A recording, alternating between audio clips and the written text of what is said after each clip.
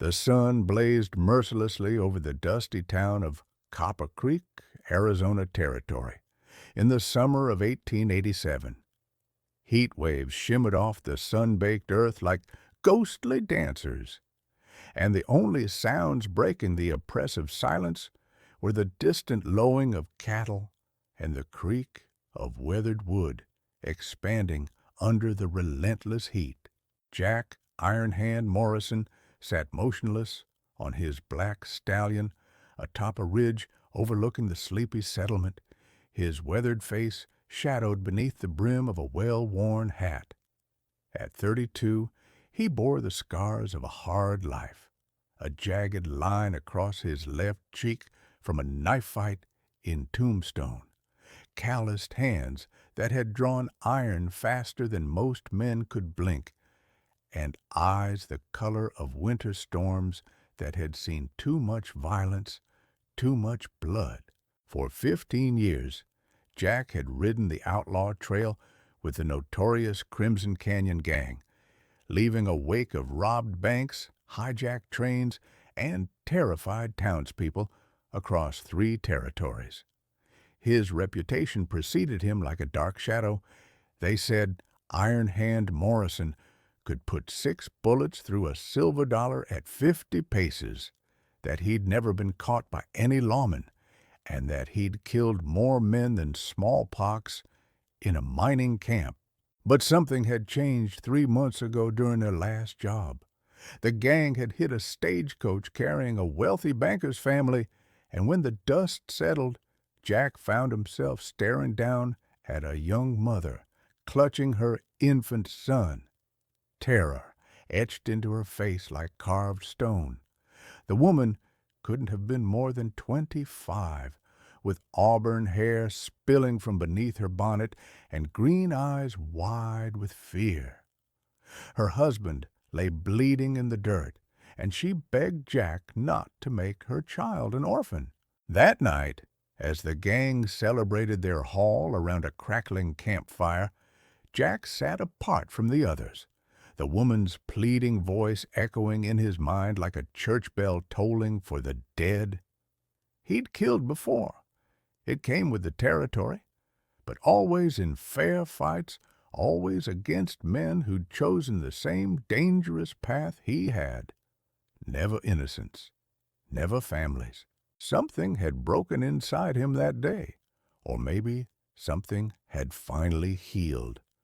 Either way, Jack Morrison knew his outlaw days were numbered.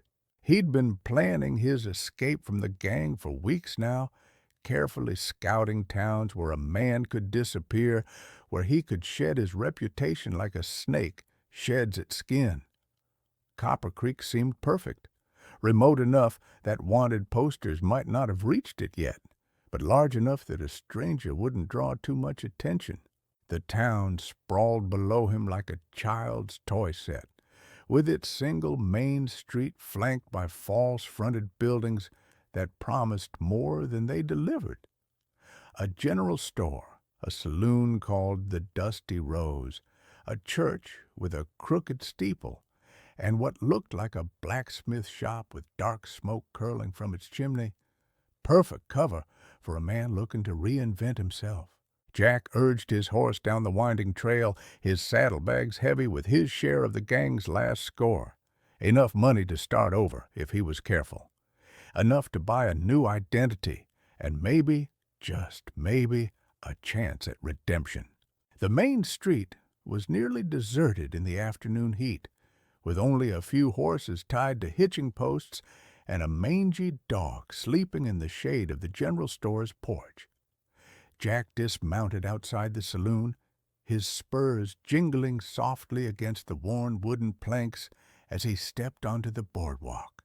The Dusty Rose was typical frontier fare, sawdust on the floor, a bar made from rough-hewn planks, and the permanent smell of whiskey, tobacco, and unwashed bodies.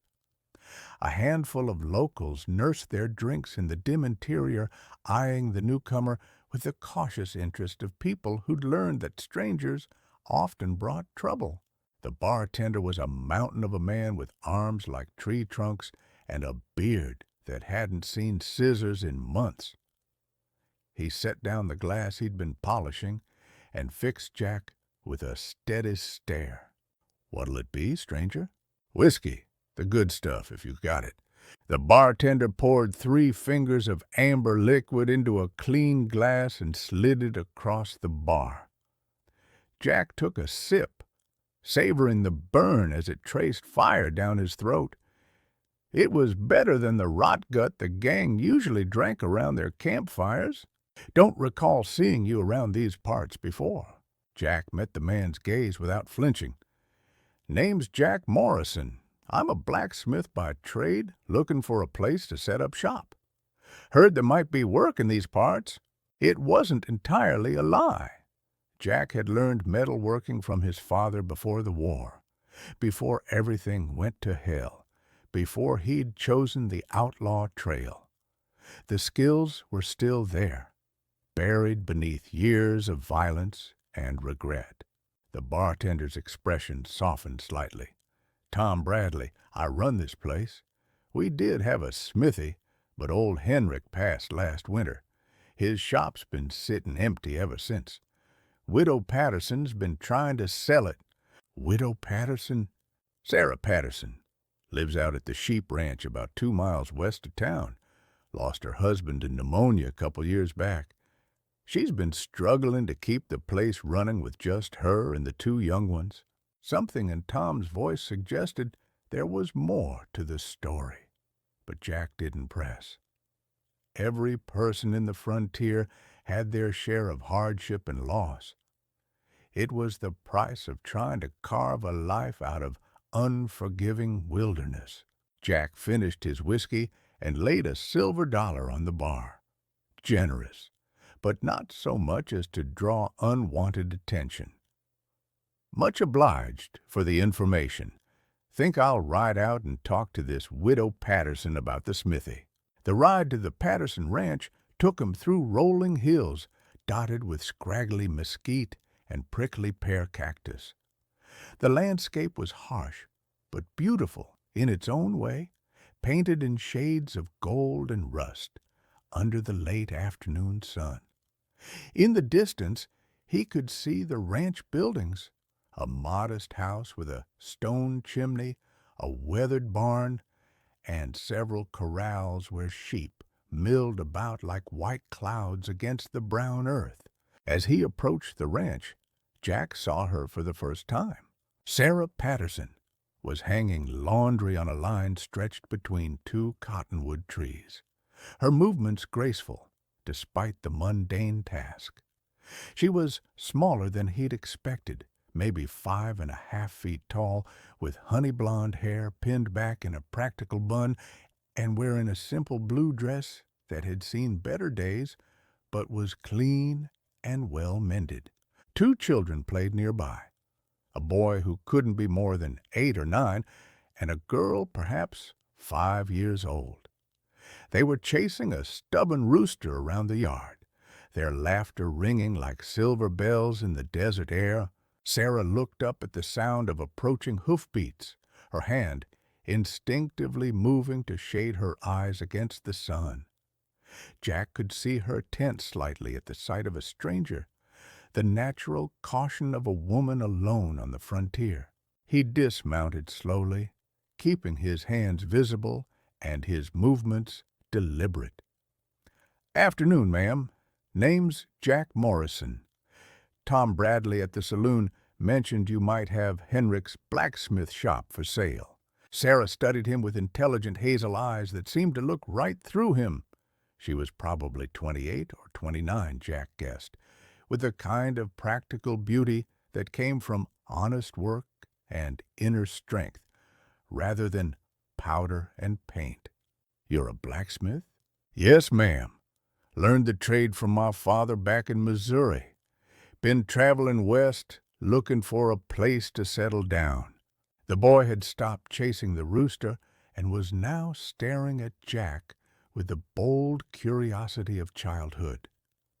The girl had retreated behind her mother's skirts, peeking out shyly at the stranger. "Tommy, Emma, go inside and wash up for supper," Sarah instructed gently. The children obeyed reluctantly, the boy casting one last curious glance at Jack before disappearing into the house. "The shop's been closed for 6 months," Sarah said, turning her attention back to Jack. Henrik was getting on in years, and his work wasn't what it used to be. The town's been having to send to Tucson for horseshoes and repairs. "What would you be asking for it?" Sarah named a price that was fair but not cheap. Jack could afford it easily with his outlaw money, but he made a show of considering carefully. A real blacksmith would have to think twice about such an investment. "The forge needs some work," she continued, "and there are tools missing that Henrik's family took when they moved back east. But the building's sound, and the location's good." Jack nodded thoughtfully. "Mind if I take a look at it?" They walked to the edge of town together, Sarah pointing out various landmarks and sharing bits of local history. The blacksmith shop sat on a corner lot, a sturdy stone building with large doors that could accommodate wagons and horses. Inside, dust motes danced in shafts of sunlight, streaming through grimy windows, and the cold forge stood silent and waiting. Jack ran his hands over the anvil, testing its condition, examining the bellows and the coal bin. His fingers remembered the feel of hammer and tongs, the rhythm of shaping hot metal into useful forms. It had been years since he'd worked an honest trade, and the prospect filled him with something he hadn't felt in a long time. Hope. "I'll take it," he said finally. "When can we settle the paperwork?" Sarah's eyes widened slightly. She'd clearly expected him to negotiate, to sleep on the decision. "Are you certain? It's a considerable investment." "I'm certain." They shook hands on the deal, Sarah's grip firm and calloused from ranch work. Jack found himself reluctant to let go, surprised by the warmth of human contact that had nothing to do with violence or deception. "There's a room above the shop," Sarah mentioned as they prepared to part ways. "Henrik used it for storage, but it could be made livable if you're looking for a place to stay." Jack thanked her and watched as she walked back toward her ranch, her figure growing smaller against the vast backdrop of desert and sky. For the first time in years, he felt something besides emptiness when he looked at a woman. Sarah Patterson had a quiet strength about her, a dignity that came from facing life's challenges head-on and refusing to be broken by them. Over the next several days, Jack threw himself into the work of transforming the abandoned smithy into a functioning business. He cleaned and repaired the forge, replaced missing tools with purchases from the general store, and swept years of dust and debris from the shop floor.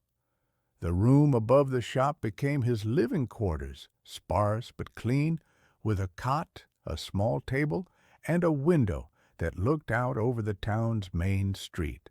Word spread quickly that Copper Creek had a new blacksmith, and soon Jack found himself with a steady stream of customers.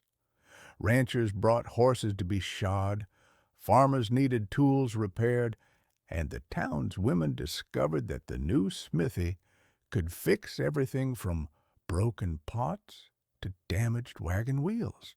Jack fell into the rhythm of honest work with surprising ease. His hands remembered skills he'd thought forgotten, and he found satisfaction in creating and repairing instead of destroying. The forge fire became his constant companion, its orange glow warming the shop, and its steady roar drowning out the memories of gunfire and dying men. Sarah Patterson became a regular customer, bringing her children to town for supplies and stopping by the shop to have various ranch implements repaired. Jack looked forward to these visits more than he cared to admit, finding excuses to prolong their conversations and enjoying the sound of Tommy and Emma's chatter as they explored the shop with wide-eyed curiosity. "Mr. Jack, can you make a horseshoe small enough for my doll?" Emma asked one afternoon, holding up a rag doll with yarn hair and button eyes. Jack pretended to consider this seriously. "Well now, Miss Emma, I reckon I could manage that. What size shoe does your doll wear?" Emma giggled and held up her tiny fingers to show him. Jack made a great show of measuring and nodding sagely before promising to have a miniature horseshoe ready for her next visit. Sarah watched this exchange with a soft smile that made Jack's chest tighten in unfamiliar ways. She was beautiful when she smiled, her whole face lighting up with warmth and affection for her children. "You're very good with them," she observed, as Emma skipped off to examine a collection of horseshoes hanging on the wall. "Children see things simply," Jack replied, pumping the bellows to bring his fire back to life. "No pretense, no hidden motives. It's refreshing. You sound like a man who's known his share of complicated people." Jack's hand stilled on the bellows handle. Sarah's observation cut closer to the truth than she could know. "Haven't we all?" Their eyes met across the glowing forge, and for a moment Jack felt as though she could see right through his carefully constructed facade to the wanted man beneath. But then Emma called for her mother's attention, and the moment passed. As autumn painted the desert landscape in shades of gold and rust, Jack's reputation as a skilled blacksmith grew throughout the territory. More importantly, his reputation as Jack Morrison the Smithy began to overshadow any memories of Iron Hand Morrison the Outlaw. The wanted posters that occasionally made their way to Copper Creek bore only passing resemblance to the bearded, sun-weathered man who now spent his days at forge and anvil. Jack found himself drawn deeper into the life of the community. He joined the volunteer fire brigade, contributed to the church building fund, and even helped organize a barn raising for a family whose home had been destroyed in a flash flood. These simple acts of neighborly cooperation filled him with a sense of belonging he'd never experienced during his years as an outlaw. His relationship with Sarah deepened gradually, built on shared conversations during her visits to town and his occasional trips to her ranch to repair equipment.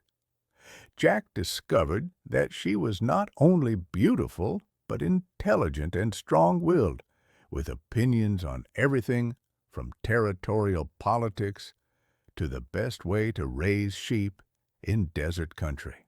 Sarah, in turn, seemed to appreciate having an adult to talk to about matters beyond children's scraped knees and missing sheep. Her husband had been gone for 2 years, and the isolation of ranch life could be overwhelming for a woman trying to raise 2 children alone. One evening in October, as Jack was closing up the shop, Sarah appeared in his doorway with a basket covered by a checkered cloth. "No, I thought you might enjoy some real cooking for a change," she said, a slight flush coloring her cheeks. "Tommy and Emma helped me make apple pie. The pie was delicious, still warm from the oven and fragrant with cinnamon and nutmeg." Jack invited Sarah to sit with him on the porch outside his shop, and they watched the sun set behind the distant mountains while sharing the simple pleasure of good food and companionable silence. "This is nice," Sarah said softly, her voice barely audible above the evening breeze rustling through the cottonwoods. "Yes," Jack agreed, though he was looking at her rather than the sunset. "It is." Winter came to the Arizona territory with surprising gentleness. bringing cool nights and crisp mornings that made the desert air clean and sharp in the lungs. Jack's business slowed somewhat during the cold months, but he used the time to expand his services, learning to repair clocks and firearms, in addition to his regular smithy work. The children had taken to spending afternoons at his shop when Sarah came to town, and Jack found himself looking forward to their visits as much as their mothers. Tommy was fascinated by the metalworking process and begged Jack to teach him how to use the smaller tools. Emma was content to sit in a corner and play with her doll, chattering away about ranch life and her imaginary friends.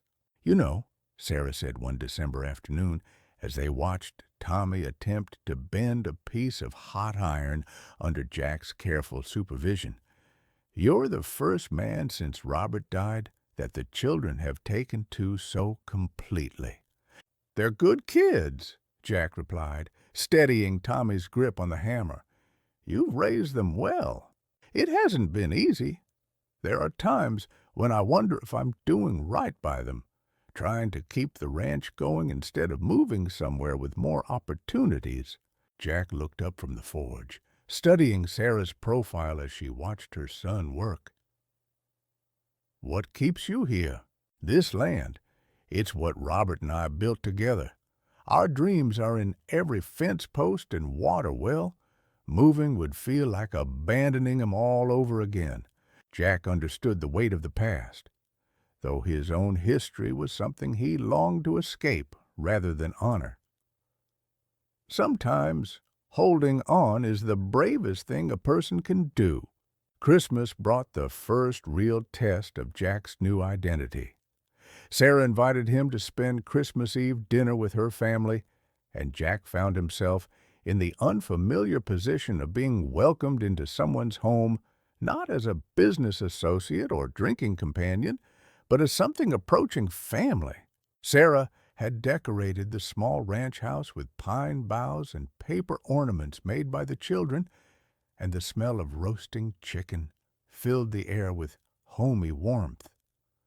Tommy and Emma had made presents for everyone, carved wooden animals from Tommy and flower-pressed bookmarks from Emma.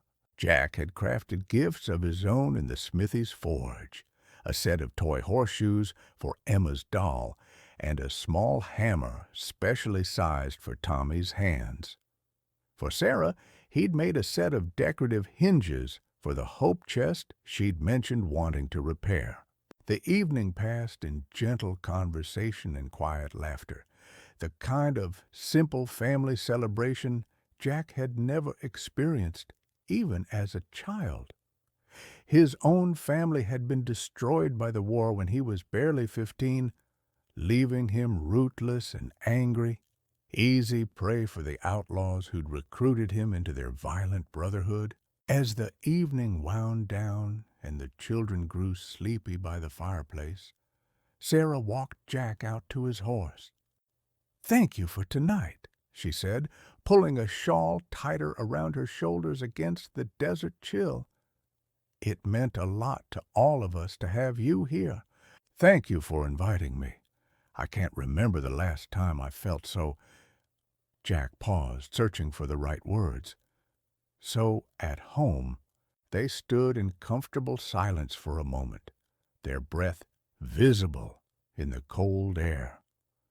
Jack found himself studying Sarah's face in the moonlight, memorizing the curve of her cheek and the way her eyes reflected the stars overhead.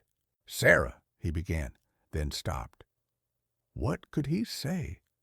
That he was falling in love with her? That every day he spent in Copper Creek made his old life seem more like a nightmare he was finally waking up from? That he'd never imagined he could want something as simple and impossible as a normal life with a good woman and her children? "I know," she said softly, and Jack realized she understood what he couldn't say. "I feel it too." The kiss that followed was gentle and hesitant. Two people who'd both known loss testing the possibility of something new. Sarah's lips were soft and warm, and when they finally parted, Jack felt as though he'd been holding his breath for 15 years and was finally able to breathe again. Spring arrived early that year, bringing with it a sense of renewal and possibility that seemed to touch everything in Copper Creek. Jack's relationship with Sarah deepened as the days grew longer and warmer. They began taking evening walks together when he visited the ranch, talking about everything and nothing while Tommy and Emma played in the gathering dusk. Jack found himself thinking about the future in ways he'd never dared before. Maybe he could make this work. Maybe Jack Morrison, the blacksmith, could bury Iron Hand, Morrison the outlaw, so completely that the past would never catch up with him. Maybe he could marry Sarah, help her raise the children, and build the kind of life he'd never thought he deserved. These hopes made his deception even more painful. Sarah trusted him completely, had opened her heart and her home to him, and all of it was built on a lie. He'd fantasized about telling her the truth, convinced himself that she'd understand, that she'd see the man he was becoming, rather than the man he'd been. But late at night, staring at the ceiling of his room above the shop, Jack knew better. Sarah Patterson was a good woman who'd invited a blacksmith into her life, not a killer. The crisis Jack had been dreading arrived on a scorching day in July, when 3 riders appeared on the ridge overlooking Copper Creek. Jack was shoeing a horse outside his shop when something made him look up. Some instinct honed by years of staying one step ahead of the law and rival gangs. The riders were too far away to make out clearly, but something about the way they sat their horses, the way they surveyed the town like predators choosing prey, sent ice water through Jack's veins despite the blazing heat. He finished the horseshoeing with hands that wanted to shake, forcing himself to work normally while his mind raced. It could be coincidence. Plenty of hard-looking men pass through frontier towns, but Jack's gut told him otherwise, and he'd learned to trust his instincts when it came to trouble. The riders came down into town just as Jack was closing up the shop for the day. 3 men in dusty traveling clothes with the look of wolves about them, lean and dangerous and always ready for violence. Jack recognized them immediately. Cole Savage, the new leader of the Crimson Canyon Gang. Pete Snake Eyes Collins, who could put a bullet through a man's heart at 100 yards. And Billy Reeves, barely 20, but already wanted for murder in 2 territories. They tied their horses outside the dusty rows and went inside, and Jack knew they were looking for him. The question was how much they knew and what they wanted. Jack considered running. He could be packed and gone within an hour, riding hard for Mexico or California, anywhere the gang couldn't follow. But that would mean abandoning Sarah and the children, leaving them to wonder what had happened to the man they'd trusted and cared for.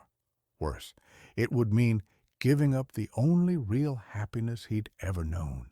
Instead, he walked calmly to the saloon. The dusty rows fell silent as Jack pushed through the bat-wing doors.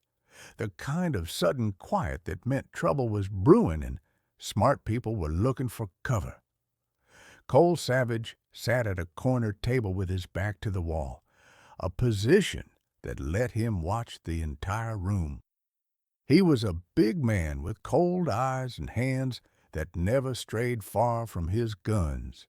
"Well, well," Cole drawled, his voice carrying clearly in the hushed saloon, "if it ain't Iron Hand Morrison, though I hear you go by just Jack these days." Every eye in the place turned to Jack, and he could see the shock and fear on familiar faces as they processed what they'd just heard. Tom Bradley stood frozen behind the bar, a glass halfway to his lips, staring at Jack as if he'd never seen him before. "Cole," Jack said evenly, walking to the bar and ordering a whiskey as if nothing had changed. "Boys, what brings you to this corner of nowhere? You, old friend, you disappeared on us real sudden-like. Didn't even say goodbye." Jack took a sip of his whiskey, using the moment to study the room. The other patrons were edging toward the doors, sensing violence in the air like animals before a storm. Tom Bradley's face had gone pale, and his eyes kept flicking between Jack and the gun hanging beneath the bar. "I retired," Jack said simply. "Got tired of the life." "Retired?" Cole laughed, but there was no humor in it. "That's rich, Jack. Real rich. See, the thing about our line of work is that retirement ain't exactly an option. Too many people want us dead. Too many secrets between us. Man who retires from the gang usually ends up retired permanent-like." The threat was clear, but Jack had expected it. Outlaws who tried to leave the life rarely lived to enjoy their decision. There was too much risk that they'd talk to the law, too much money to be made turning in their former associates. "I'm not planning to talk to anyone about anything," Jack said. "I just want to be left alone to live my life." "Oh, but that's where you're wrong, old friend. See, we got ourselves a problem. That silver mine job you helped plan before you got all domesticated. Turns out the information was wrong. Instead of payroll silver, we found ourselves facing a company of cavalry that was expecting us. Lost 2 good men, barely got out with our hides." Jack felt his blood turn cold. He remembered that job, remembered spending days scouting the mine and the supply routes. If the cavalry had been waiting, it meant someone had betrayed them. And now Cole was looking for a scapegoat. "I had nothing to do with that," Jack said. "I left before the job. Maybe. Or maybe you made a deal with the law. Maybe you're the reason Billy Martinez and Tom Hoffman are feeding worms in some unmarked grave." Snake Eyes Collins had been silent through the exchange, but now he spoke up, his voice soft and deadly. "Thing is, Jack, we need to be sure. And there's only one way to be sure you ain't turned against us." "What do you want?" Cole smiled, and it was like watching a rattlesnake coiled to strike. "One last job. There's a bank in Tucson that's practically begging to be robbed. You help us with that, prove your loyalty, and we'll consider the matter settled." Jack understood the choice he was being offered. Go back to the outlaw life he'd tried to escape, or die right here in the Dusty Rose with Sarah and the children wondering why their gentle blacksmith had turned out to be a killer. Either way, Jack Morrison, the respectable citizen, was finished. "And if I refuse?" "Well, that would be unfortunate. Might have to take our disappointment out on some of the nice folks in this town. That pretty widow woman you've been sparking, for instance. Shame if something happened to her and those children." The threat to Sarah and her family cut through Jack like a red-hot blade. He saw the trap now, saw how neatly Cole had maneuvered him into an impossible position. Agree to the job and become an outlaw again, destroying any chance of the life he'd built. Refuse, and watch innocent people suffer for his past sins. "When?" Jack asked, his voice deadly quiet. "Tomorrow night. We'll meet at Devil's Canyon, ride to Tucson, and be back before anyone knows we're gone." Jack nodded slowly, his mind already working on alternatives, looking for a way out of the trap that wouldn't cost innocent lives. "I'll be there." Cole's smile widened. "I knew you'd see reason. It's good to have Iron Hand Morrison back where he belongs." The gang left the saloon with the casual swagger of men who owned whatever space they occupied, leaving Jack alone with the shocked silence of his former neighbors. Tom Bradley was the first to speak, his voice barely a whisper. "Jesus Christ, Jack! Iron Hand Morrison. I served drinks to Iron Hand Morrison." Word of Jack's true identity spread through Copper Creek like wildfire through a dry grass. By the next morning, the children who'd once played around his shop crossed the street to avoid passing too close to the smithy. Women pulled their skirts aside when he walked by, and men touched their guns and watched him with the wary attention reserved for dangerous animals.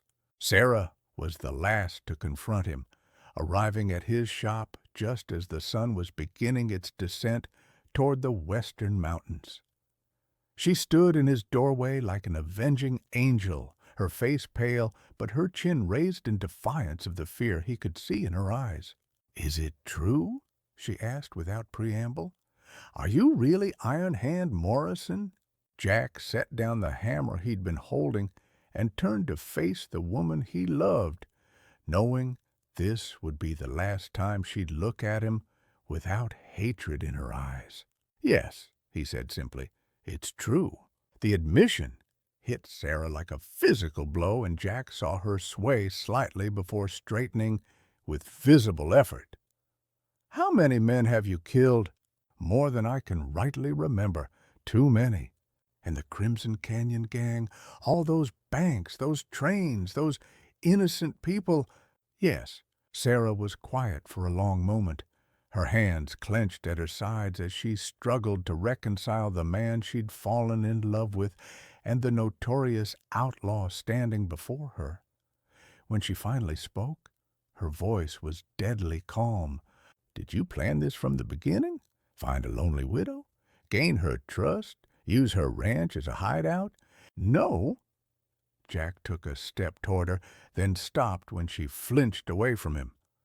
"Sarah, I swear to you, when I came to Copper Creek, I was trying to leave that life behind. Everything I felt for you, everything I feel, it's real." "Real?" She laughed bitterly. "How can anything be real when your entire life here has been a lie? Jack Morrison doesn't exist. He's just a mask worn by a killer." "That's not true. The man who loves you, who loves Tommy and Emma, who wanted to build a life with you, that man is real. That man is who I really am underneath all the blood and violence." "Don't!" Sarah's voice cracked like a whip. "Don't you dare talk about my children. Don't you dare pretend you care about them when you put them in danger just by being here." Jack felt something break inside his chest, a pain sharper than any bullet wound. "I never wanted to hurt you, any of you, but you have. Do you understand what you've done? I let you into our home. I let my children care for you. I was ready to—" She stopped, unable to finish the sentence. God help me, I was falling in love with a ghost. The tears came then, streaming down Sarah's face as she grieved for the man she'd thought she knew. Jack wanted to comfort her, to explain that he was still the same person who'd made her laugh and taught her son metalworking and crafted tiny horseshoes for her daughter's doll. But he knew she'd never believe him now, knew that Iron Hand Morrison had poisoned everything Jack Morrison had tried to build. "I have to go," Jack said finally.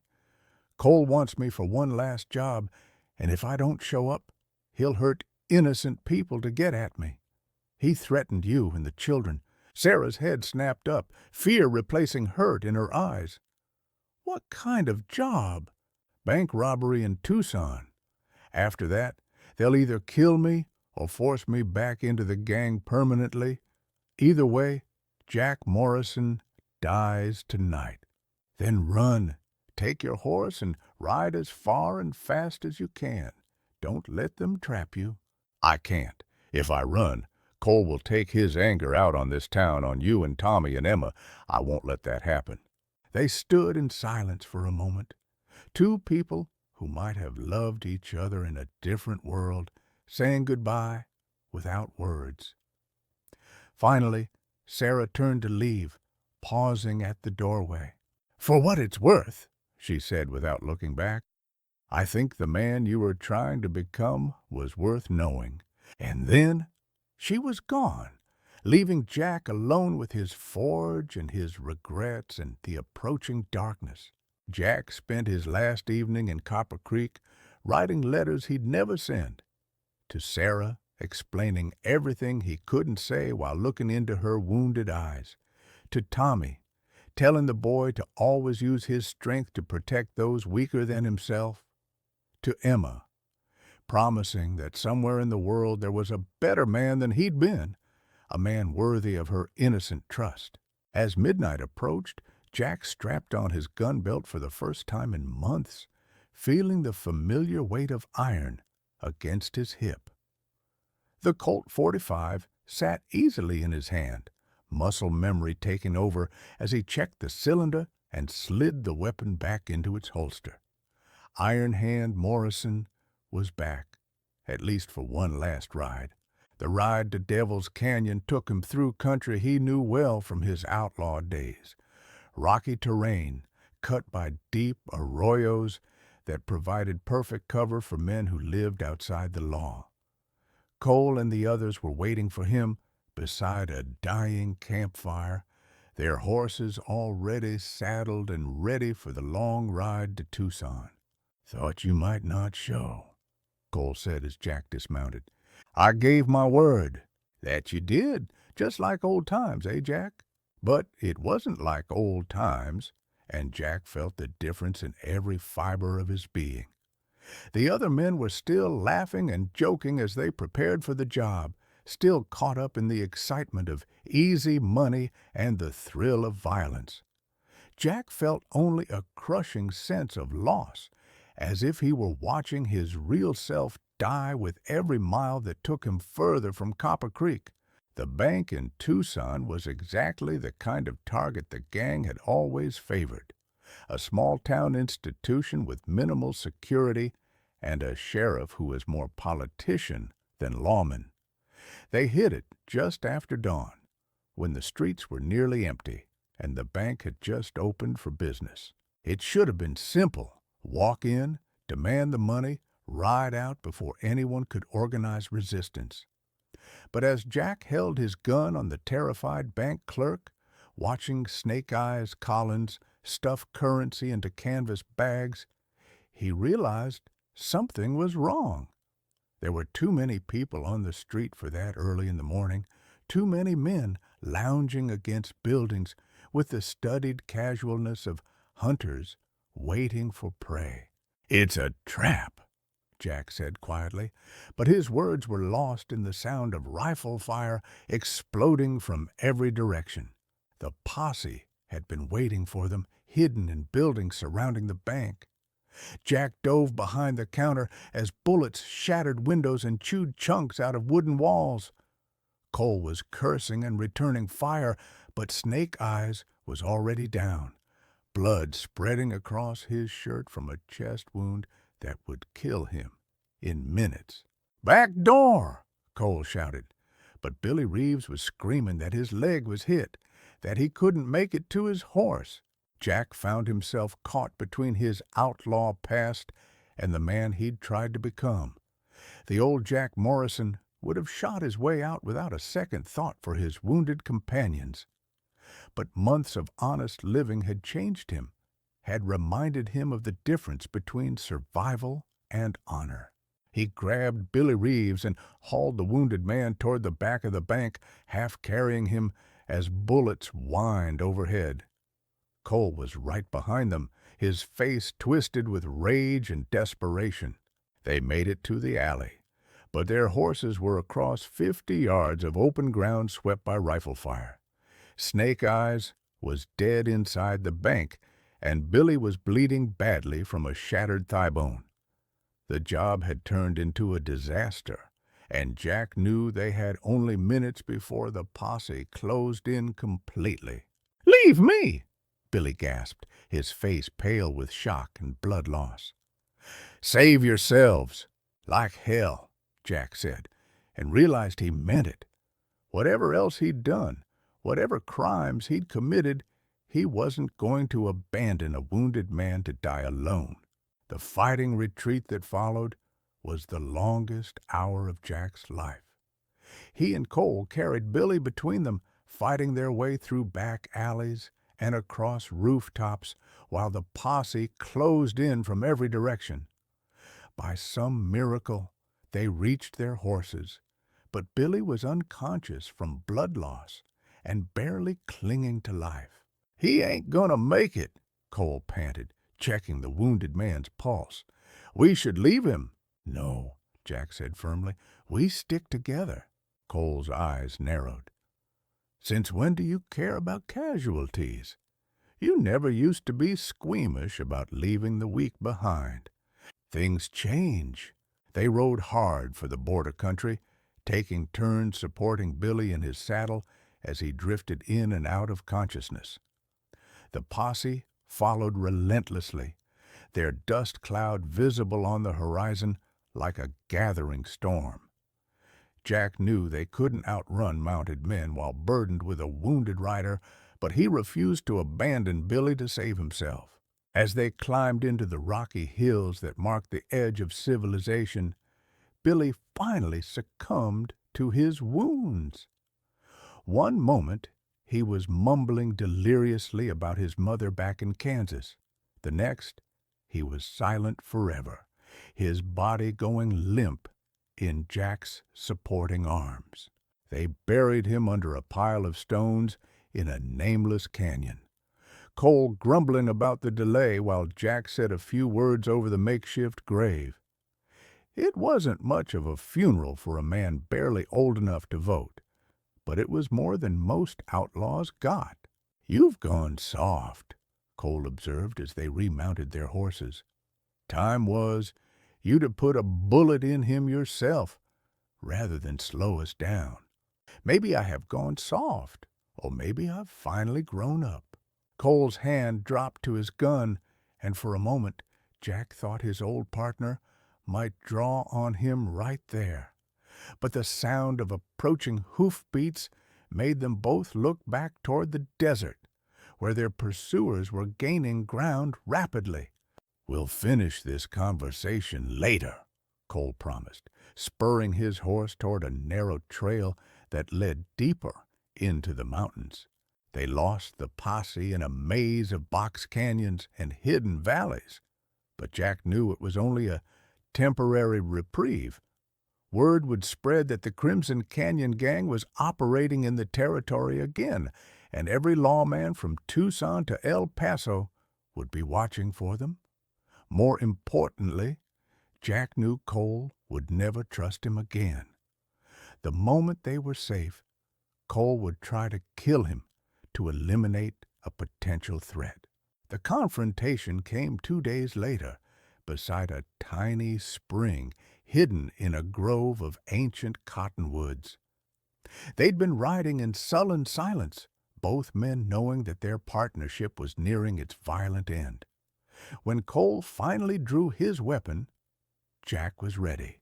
"You're done, Jack," Cole said, his Colt steady in his hand. "I can't trust you anymore. You've lost the killer instinct that kept us alive all these years. Maybe that's not such a bad thing. Tell yourself that when you're burning in hell." Cole's finger tightened on the trigger, but Jack was already moving, throwing himself sideways as the shot echoed through the canyon. Cole's bullet took bark from a cottonwood where Jack's head had been a split second earlier. Jack's return shot was faster and more accurate, catching Cole's center mass and spinning him around before he collapsed beside the spring. Jack walked over to where his former partner lay dying, blood frothing on his lips as he tried to speak. "Should have killed you years ago," Cole wheezed. "You were always The dangerous one? I'm not that man anymore, Jack said softly. Yes, you are.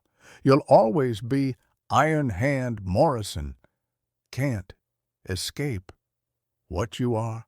Cole died with those words on his lips, leaving Jack alone in the wilderness with only his horse for company and the weight of another death on his soul. Jack buried Cole beside the spring, then sat for a long time thinking about the man's final words. Was Cole right? Was he doomed to be Iron Hand Morrison forever, no matter how hard he tried to change? The months in Copper Creek had felt like a dream of redemption, but maybe that's all they'd been, a pleasant fantasy that couldn't survive contact with reality. But as Jack prepared to mount his horse and ride away into exile, he thought about Sarah's last words to him. I think the man you were trying to become was worth knowing. Maybe Cole had been wrong. Maybe it wasn't too late to become that man again. The ride back to Copper Creek took 3 days, 3 days of desert heat and crushing loneliness as Jack wrestled with doubts and fears. He'd left town as a condemned man, and he had no reason to believe his reception would be any warmer now. But he had to try. He had to know if there was any chance of salvaging the life he'd built, any possibility that Sarah could forgive him for the deception that had poisoned everything between them. Jack reached the ridge overlooking Copper Creek just as the sun was setting, painting the desert landscape in familiar shades of gold and crimson. The town looked peaceful in the gathering dusk, smoke rising from chimneys and lamplight beginning to twinkle in windows as families gathered for their evening meals. As he rode down the main street, Jack could feel eyes watching him from behind curtains and partly open doors. Word of his return would spread quickly, along with speculation about why the notorious outlaw had come back to the scene of his deception. The smithy stood dark and abandoned, dust already beginning to gather on the anvil and workbench where he'd spent so many productive hours. Jack unsaddled his horse and led the animal to the small corral behind the shop, then climbed the stairs to his former living quarters. Everything was exactly as he'd left it, down to the half-finished letter to Sarah still sitting on the small table. Jack lit an oil lamp and sat down to read his own words, written by a man who'd thought his life was ending and wanted to explain the unexplainable. A soft knock at the door interrupted his brooding. Jack's hand moved instinctively to his gun, then relaxed as he recognized the voice calling his name. "Jack, are you up there?" Sarah's voice was uncertain, as if she couldn't quite believe he'd returned. Jack opened the door to find her standing at the bottom of the stairs, wrapped in a heavy shawl against the desert chill. "I saw the light," she said. "Tom Bradley said you'd come back." "I had to," Jack replied, though he made no move to come down the stairs. "I couldn't leave things the way they were between us. The whole territory's looking for you. They're saying you robbed a bank in Tucson, killed 2 lawmen. 1 lawman, and he was shooting at me at the time." Jack's voice was steady, matter-of-fact. "The other man who died was one of my former partners. He tried to kill me when he decided I couldn't be trusted anymore." Sarah absorbed this information without visible reaction. "Where are the others? Cole Savage and the rest?" "Dead. All of them. The gang's finished. And you came back here. Why?" Jack stepped down the stairs slowly, giving Sarah plenty of time to retreat if she chose. She held her ground, though he could see the tension in her posture, the way her hands clutched the shawl as if it were armor. "Because this is the only place I've ever been happy," he said simply. "Because I love you, and I love Tommy and Emma, and I couldn't bear the thought of you believing I never cared. Jack! Sarah's voice broke slightly. Do you understand what you've done to us? To me? I trusted you with everything, my heart, my children, my future. And it was all built on lies. Not lies. Not about my feelings for you or about wanting to change. That was real, Sarah. That's still real. But you're still a wanted man. You're still Iron Hand Morrison. Nothing can change that. I know. I'm not asking you to run away with me or hide me from the law. I'm just asking you to believe that the man who fell in love with you was real, even if his name was false.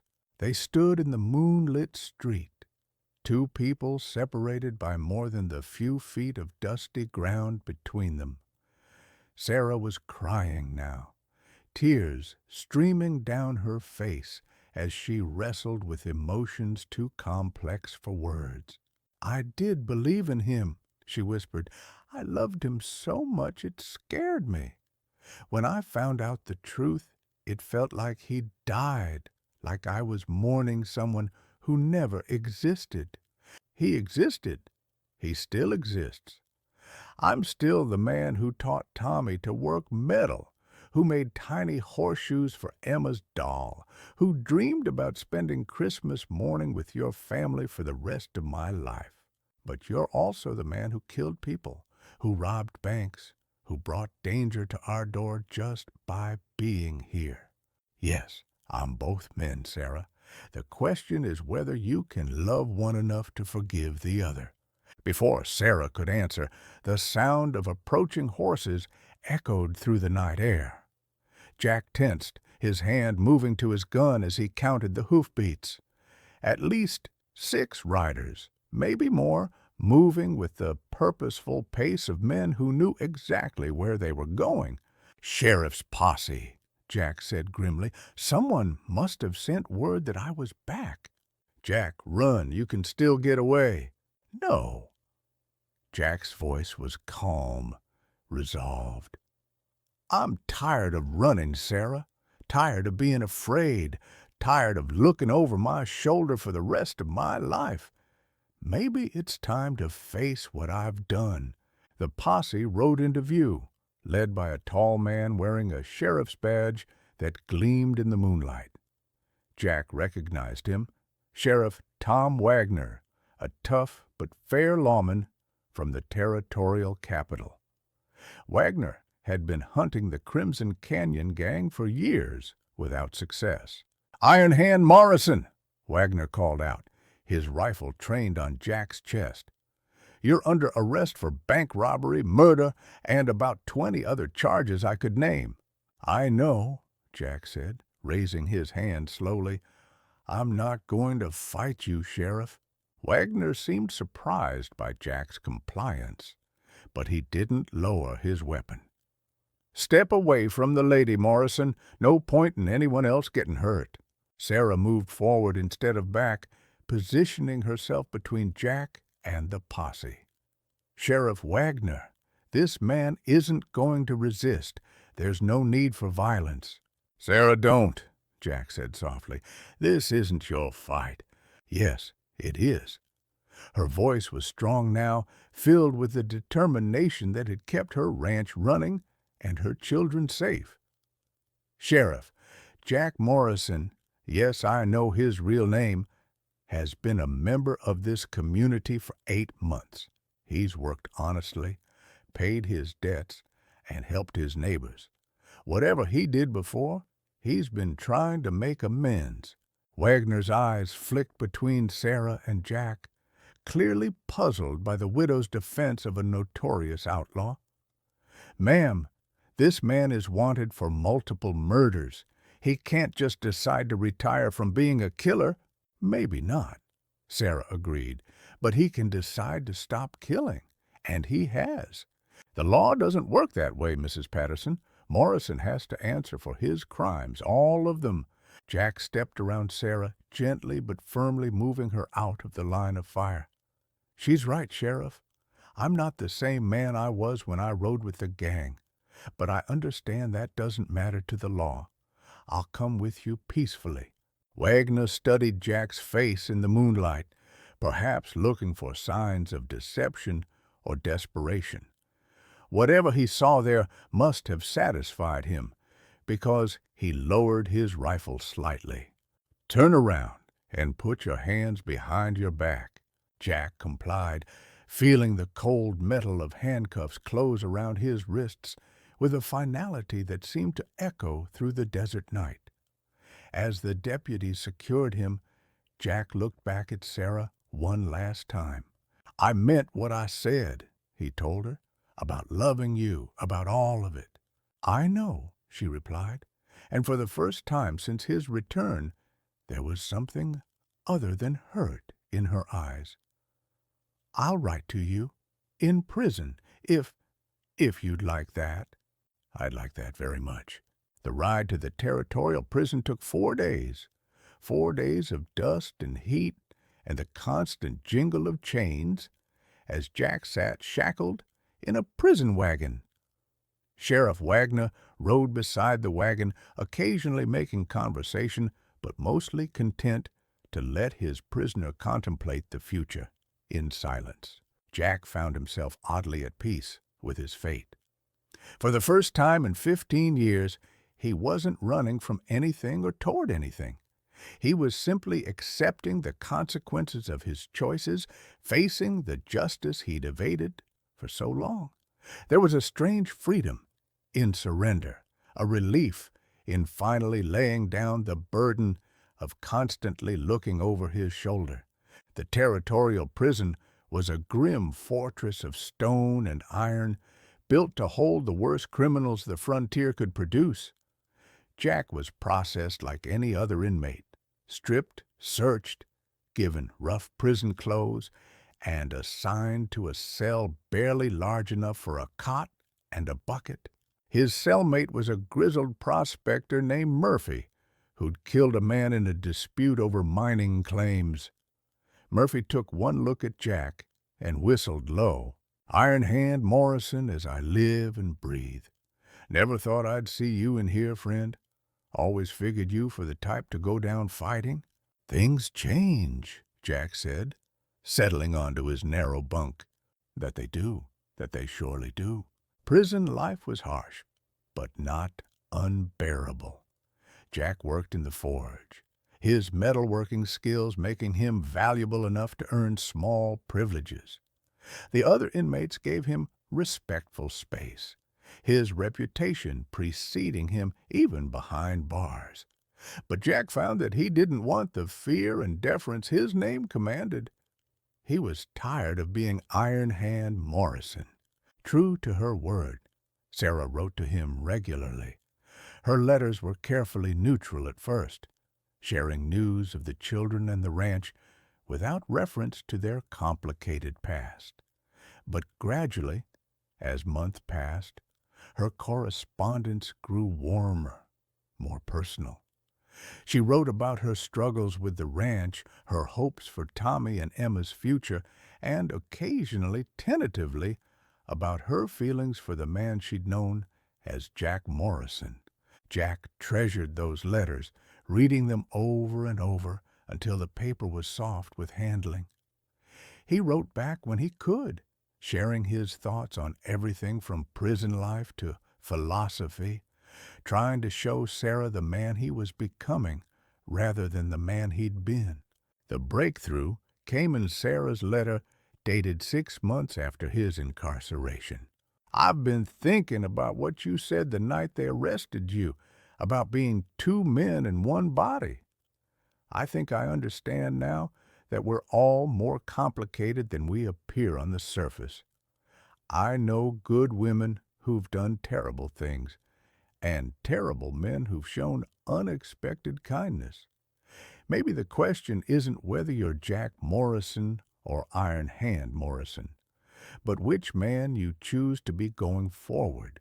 Jack read those words a dozen times, feeling something tight in his chest begin to loosen.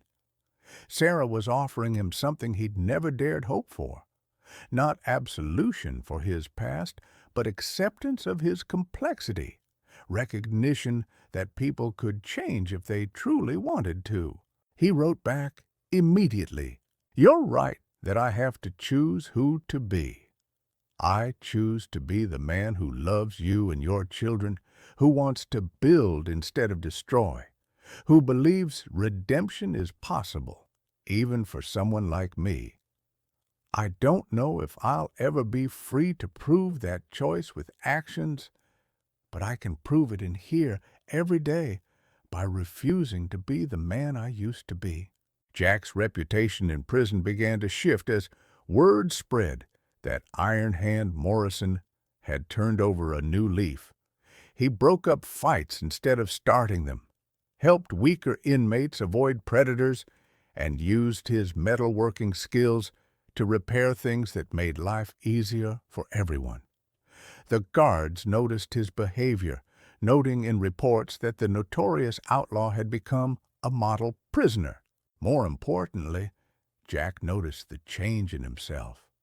The rage that had driven him for so many years was fading, replaced by something he hadn't felt since childhood: genuine contentment. He was finally becoming the man Sarah believed he could be. 2 years into his sentence, Jack received unexpected news. Sheriff Wagner came to visit, looking older and more weathered than Jack remembered. "Morrison," Wagner said, settling into the chair across from Jack in the prison's visiting room. "I've got some news that might interest you." "I'm listening." "Governor's been reviewing cases of prisoners who've shown genuine reform. There's talk of early releases for men who've proven they can contribute to society instead of preying on it." Jack felt his heart skip a beat, but he kept his expression neutral. "What kind of talk?" "The kind that might see you out of here in another year or two, assuming you keep your nose clean and can find people willing to vouch for your character." "And would you vouch for me, Sheriff?" Wagner was quiet for a long moment, studying Jack's face as if trying to read his soul. "The man I arrested 2 years ago was dangerous, violent, and unpredictable. But I've been getting reports about your behavior in here, Morrison. They say you've changed." "I have." "Convince me." Jack thought carefully before responding. This was perhaps the most important conversation of his life, and he couldn't afford to get it wrong.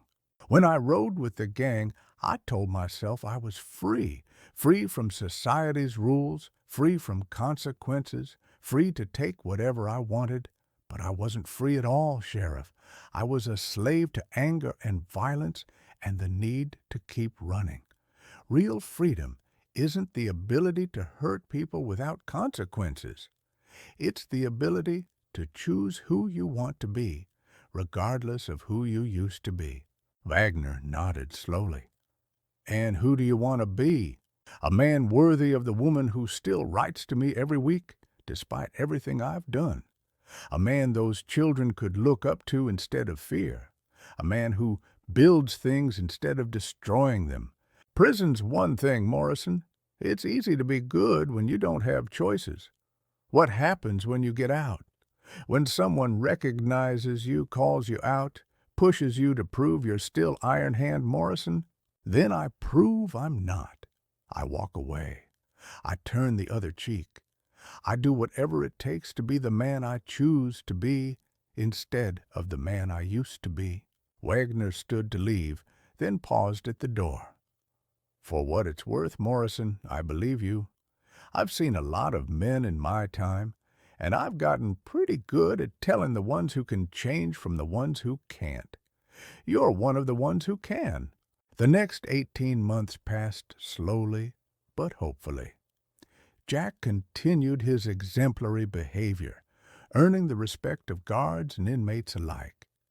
He started teaching metalworking to other prisoners, finding satisfaction in passing on skills that could help them make honest livings when they were released. Sarah's letters became more frequent and more loving, and Jack began to dare to hope that their story might have a happy ending after all. The letter he'd been waiting for arrived on a cold February morning in 1890. Dear Jack, I can finally write those words without feeling like I'm writing to a stranger. The governor has approved your early release, conditional on finding employment and staying out of trouble. Sheriff Wagner recommended you for the program, and I've spoken to the territorial authorities about providing you with work at the ranch. If you're willing, there's a job waiting for you here, a real job with honest pay and no questions asked about the past. The children ask about you constantly. Tommy wants to know if you remember how to make horseshoes, and Emma has been saving drawings to show you. I want to know if you remember how to love a complicated woman who's learned to love a complicated man. Come home, Jack. Come home to us. All my love, Sarah. Jack read the letter 3 times before the words truly sank in. Home. Sarah was calling Copper Creek his home, calling herself and the children his family. After everything he'd done, after all the pain and deception and violence, she was offering him the one thing he'd never dared hope for, a second chance. Jack's release came on a warm spring morning that painted the desert in shades of green and gold. Sheriff Wagner was there to escort him personally, a gesture that spoke volumes about how much Jack's reputation had changed. "Ready for this?" Wagner asked as they climbed into the sheriff's wagon. "I've been ready for 3.5 years." The ride to Copper Creek felt like traveling through a dream. The landscape was achingly familiar, every mesa and arroyo bringing back memories of the man he'd been and the life he'd tried to build. As they crested the ridge overlooking the town, Jack saw that Copper Creek had grown in his absence. New buildings, more people, the signs of a community that was thriving. Sarah was waiting for him outside the smithy, wearing a blue dress that brought out the color of her eyes, and a smile that made Jack's heart race like a young man's. Tommy had grown tall and lean during Jack's imprisonment, but he still had the eager curiosity that had made him such a joy to teach. Emma was no longer the shy little girl Jack remembered. At 8, she was confident and articulate, with her mother's intelligent eyes and stubborn chin. "Mr. Jack!" Emma called out, running to him with the fearless enthusiasm of a child who remembered only kindness. "I saved all my drawings for you, and Mama said you could teach me to make things in the forge." Jack knelt down to Emma's level, overwhelmed by the trust in her innocent face. "I'd be honored to teach you, Miss Emma, but only if your mother says it's all right." "She already said yes. She said, 'You're going to live with us now and help with the ranch and maybe marry her if you ask nicely.'" Sarah's face turned red at her daughter's forthright announcement. "Emma, we talked about letting grown-ups handle their own conversations." But Jack was laughing, the first genuine laughter he'd experienced in years. "Is that so, Miss Emma?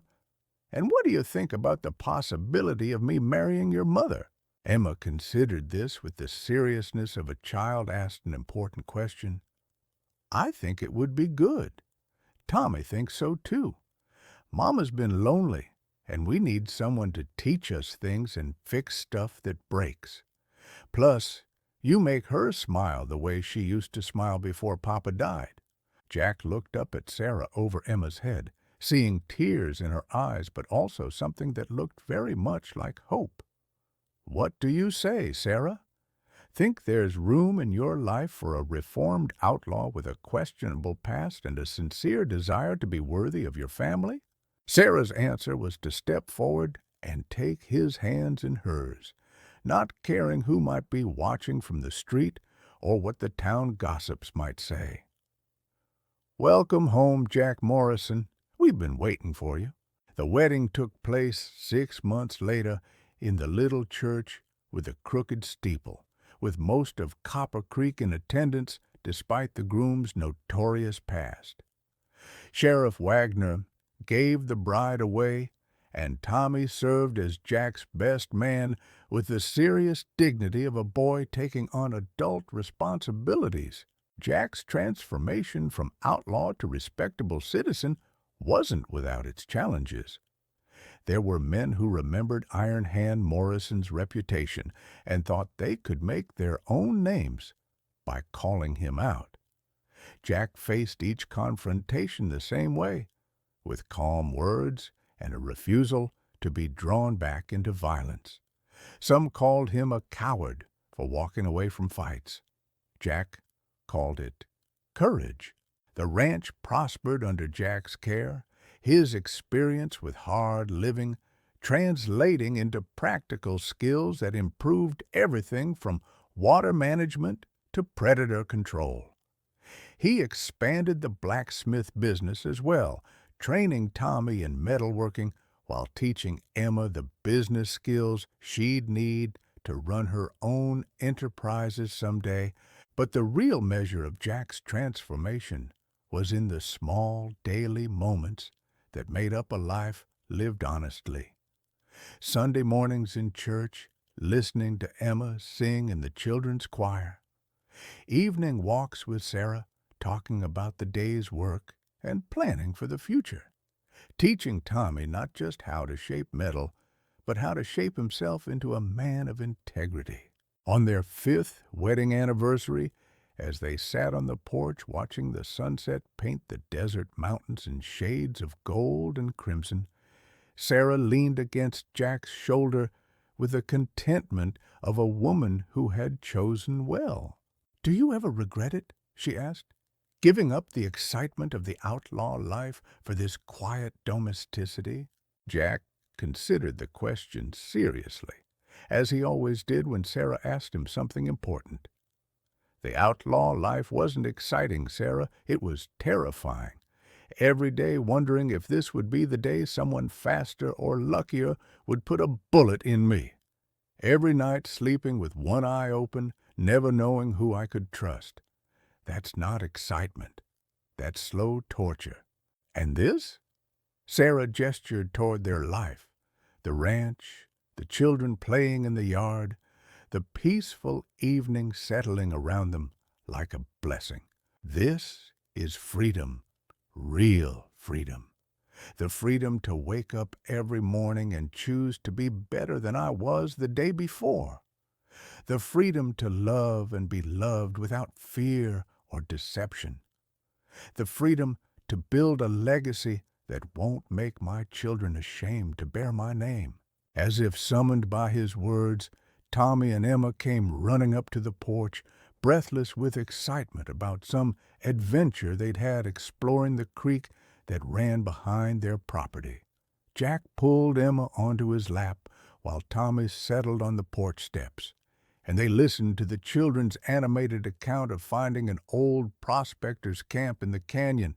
Later that evening, after the children were asleep and Sarah was reading beside the fireplace, Jack stepped outside to look at the stars scattered across the desert sky like diamonds on black velvet.